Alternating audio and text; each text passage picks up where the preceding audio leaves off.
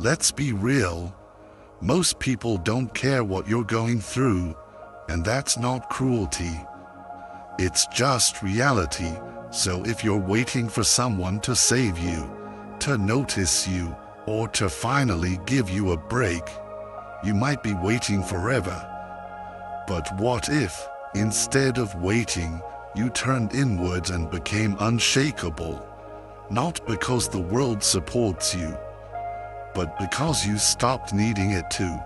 Here's the truth that hits hard, but sets you free. Nobody's coming to rescue you from your pain. Nobody's coming to hand you the life you dream about. And no one's waiting around to cheer you on. Not until you win. Not because people are cruel, but because everyone's consumed with their own struggles, their own survival. In Buddhism, we learn that suffering is universal, and that attachment to others' validation only deepens that suffering. So here's the message. Let go of the need to be saved. Let go of the applause. Let go of the audience. Your life isn't a performance.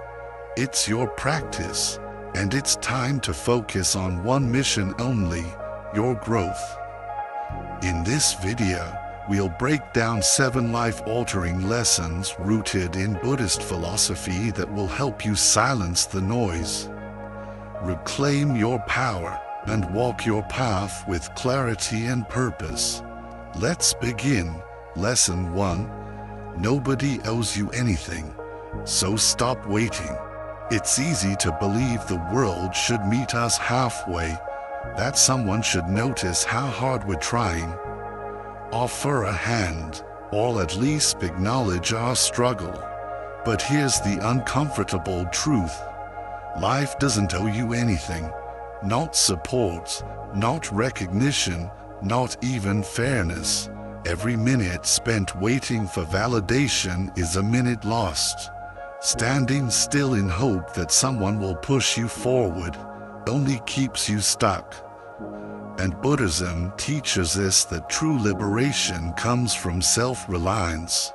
When you hand over your peace or progress to someone else's approval, you hand over your power. But when you stop waiting and start taking action, something changes.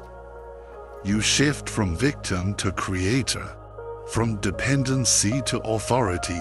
Start where you are, with what you have. No one needs to hand you a map.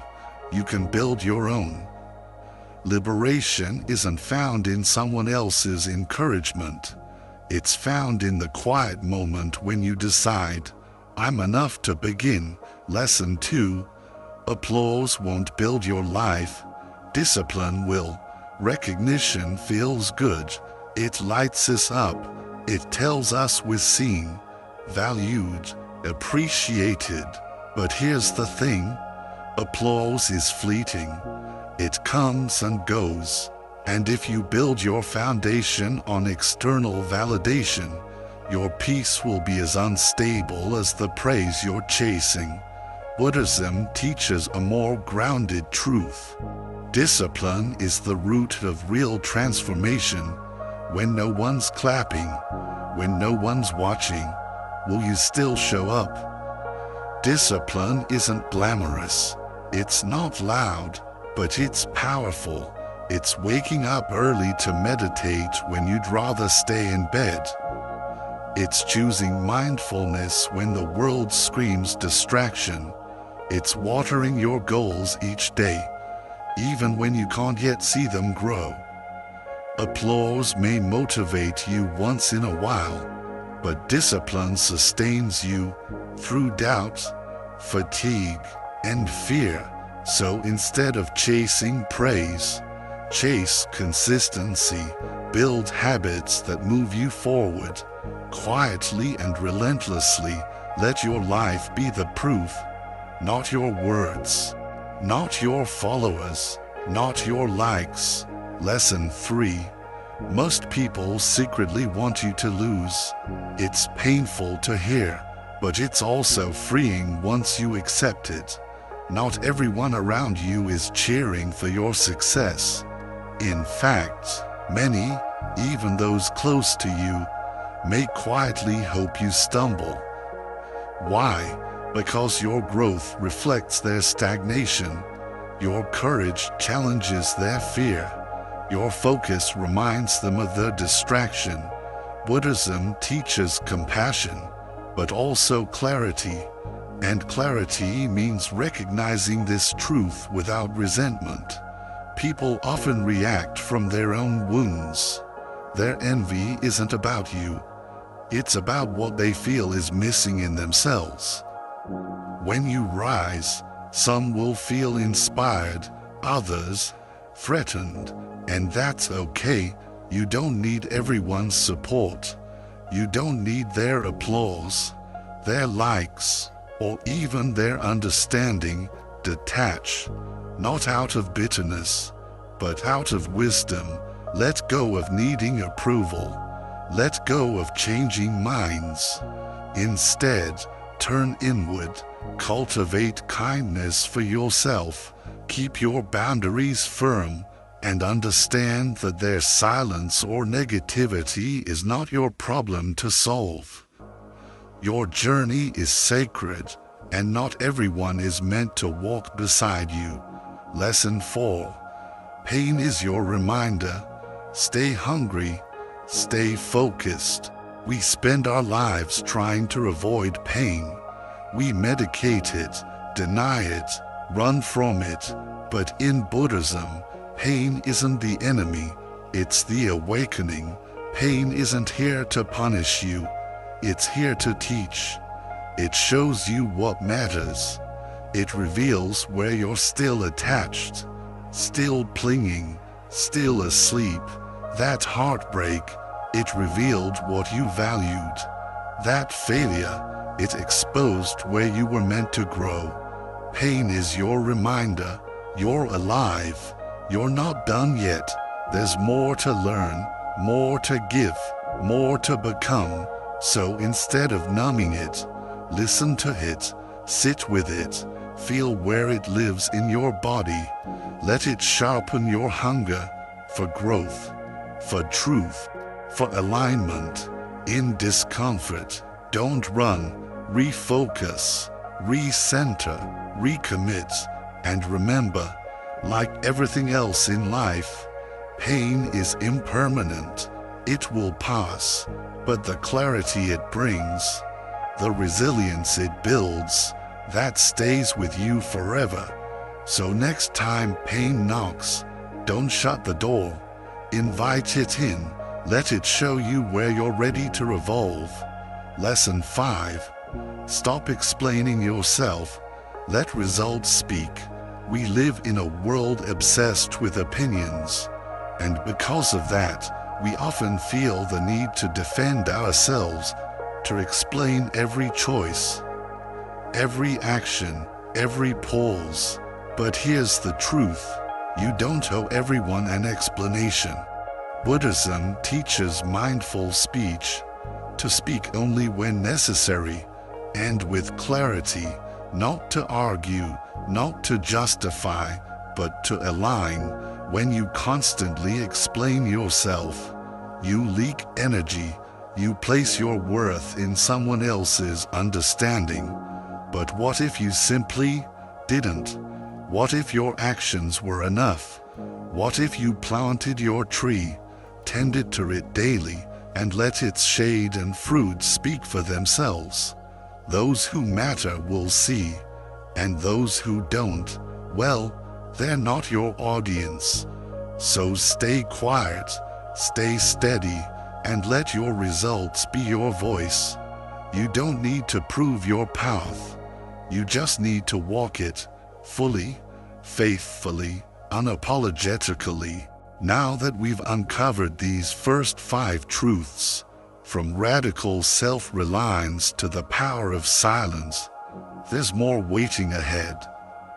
In the next part of this video, we'll dive into 2 final lessons that will reshape the way you move through struggle and measure success. Let's continue. Previously, we explored how your silence, when paired with consistent effort, speaks louder than words. Now, it's time to take that inner focus one step further by removing one of the biggest obstacles on your path, the exhausting habit of trying to please everyone. Lesson 6. You lose focus every time you try to please everyone. It sounds kind, it sounds noble, wanting to be liked, wanting to keep the peace, wanting to avoid letting anyone down. But let's be honest, how many times has that urge left you drained, scattered, or quietly resentful? Trying to please everyone is one of the most quietly destructive habits we fall into. And it comes from something deeply human, our need for love, acceptance, and belonging. We shift our tone to avoid conflict. We say yes when we mean no. We mold ourselves into versions that fit others' expectations, hoping we'll be accepted, approved, or even applauded. But here's the cost. You lose yourself. Every time you twist your truth to satisfy someone else's opinion, you pull further away from your own path. Your energy is divided, your clarity is blurred, and your peace completely scattered. Buddhism teaches mindfulness, not just in our breath, but in our energy. Where is your attention going? What are you giving yourself away to? When you're constantly adjusting to others' needs, your mind becomes cluttered, your ability to stay grounded, gone, and your inner compass, lost in the noise of trying to be everything to everyone. The hard truth is, you will never please everyone. No matter how careful you are, someone will always misunderstand you, disapprove, or feel disappointed, and that's okay. Accepting this truth is liberating. It frees you from the never-ending chase for approval. It pulls you back to what matters, your values, your vision, your voice. Buddhism speaks of samma sankappa, right intention, living from the inside out, rather than being pulled in every direction by outside forces. When you prioritize people-pleasing over purpose, you betray that principle. You dilute your energy. You become a version of yourself built for others, not for you, and that's where suffering begins. Buddhism identifies tanha, craving, as the root of suffering. When your peace depends on how others feel about you, your entire sense of self becomes fragile, unstable, easily broken. So what's the antidote? Healthy detachment. Not coldness, not arrogance, but the quiet courage to protect your energy and focus. To be kind without becoming a doormat. To be compassionate without abandoning yourself. There's a clear difference between kindness and people-pleasing. True kindness comes from strength. People-pleasing comes from fear. And when you act out of fear, resentment grows, burnout follows, your authentic self slips further away. But when you stop trying to please everyone, something powerful happens. You come home to yourself. You stop living as a reaction to others and start living as a reflection of your truth. You make decisions from wisdom, not anxiety, from clarity, not approval seeking. Yes, this path takes courage. You will have to say no. You will face disapproval. Not everyone will understand, but your peace is worth it. Your focus is worth it. Focus is one of the most precious things you have. and every moment spent chasing someone else's approval drains it. In Buddhist meditation, we train the mind in samadhi, deep concentration, returning again and again to the present, to intention, to stillness. And in life, that's your job too, to keep coming back to what matters most, to your goals, to your values, to your why. When you stop trying to please everyone, you make space for the right people to find you. People who value your truth, who respect your boundaries, who love you for who you really are. This path isn't always smooth, but it's honest. And in that honesty, you'll find something more powerful than praise, freedom. So remember, every time you try to please everyone, you lose a little more focus, energy, and connection to yourself. Choose differently. Choose to protect your peace. Choose to stay rooted in your purpose. Choose to focus, not on applause, but on alignment. Lesson 7. The world respects what you build, not what you complain about. Let's be honest, we all complain about people, about problems, about plans that didn't work out. And in the moment, it feels good. It creates a bond. It gives us something to release. But here's the catch. Complaining feels like motion, but it's not. Buddhism teaches right effort, samma vayama, the energy we invest in cultivating growth, truth, and peace. Complaining, no matter how justified, often becomes a loop that keeps you stuck in frustration and victimhood. When you complain, your mind fixates on what's wrong, on what's missing, on who's to blame. And here's what happens. Your energy drains, your power dissolves, your progress stalls. Because while your voice is busy describing the problem, nothing gets built. The world, and more importantly, your life, only moves forward when you shift from commentary to construction. From talk to transformation. What are you building? What habits are you reinforcing? What direction are you walking in? When you create, even in small steps, you reclaim your power. You move from helplessness to momentum. Buddhist wisdom reminds us that every action plants a seed. Your thoughts, your speech, your choices. Complaining plants seeds of bitterness, but building, that plants growth.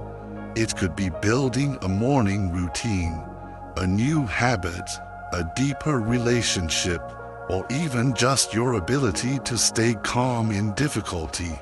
Whatever it is, build.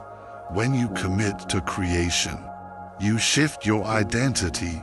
You become someone who acts, someone who chooses, someone who grows, and in time, your results speak loudly, clearly, undeniably. People may ignore your complaints, but they can't ignore your transformation, and perhaps more importantly, you can't ignore it either. You'll begin to respect yourself more, trust yourself more, show up for yourself more. So the next time frustration hits, don't ask, why is this happening? Ask, what can I do right now? Even if it's small, a single step forward beats an hour of complaining. That's how you shift from noise to progress. That's how you stop waiting and start leading. Final reflection, life doesn't owe you success, and no one else is responsible for your happiness but you. You've learned that waiting for applause, obsessing over opinions, and explaining yourself endlessly only distracts you from what truly matters. What matters is what you build. Through Buddhist wisdom, you now hold 7 practices to carry you forward. 1. Own your path. Nobody owes you anything. 2. Let discipline drive you, not praise. 3. Accept that not everyone will root for you. 4. Embrace pain as a teacher, not the punishment. 5. Let your results speak, not your explanations. 6. Stop pleasing everyone. Protect your focus. 7. And above all, build. Don't complain. This is how you grow. This is how you evolve. This is how you become unshakable. So take a breath, focus inward, and begin again. If these lessons resonated with you, support the journey by liking this video, subscribing to the channel, and sharing your thoughts in the comments below. The world respects what you build. Let your life be that legacy. See you in the next one.